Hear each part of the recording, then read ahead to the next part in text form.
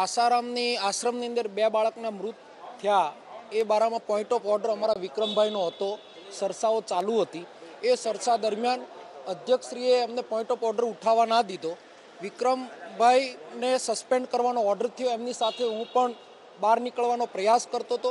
જગદીશ પંસાલ નામના ધારાસભ્ય છેલ્લા 8 દિવસથી વ્યક્તિગત ગાળ બોલવાની, બેફામ વર્તન કરવાનું, બહાર નીકળતી વખતે આજે મને માબેન હામી ગાળ બોલી તો ઉશ્કેરાટમાં જે બનાવ બની ગયો એ મીડિયા સમક્ષ છે.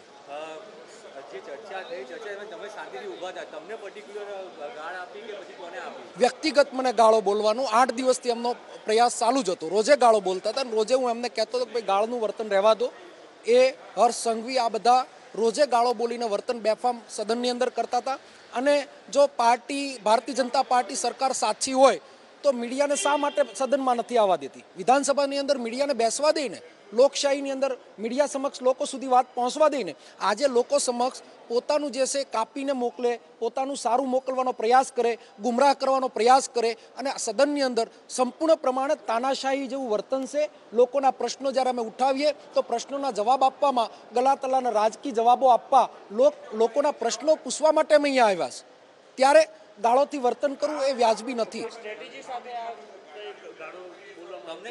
આ પ્લાન રોજે ગાળો સ્ટ્રેટેજી પ્રમાણે જ અમારા પ્રશ્નો બધા અઘરા રાજકીય રીતે લોકોના ઉજાગર કરવાના અમારા પ્રયાસ હોય એ પ્રયાસને દબાવવા માટેનો હીન કૃત્ય કરવાનો પ્રયાસ હતો એમનો.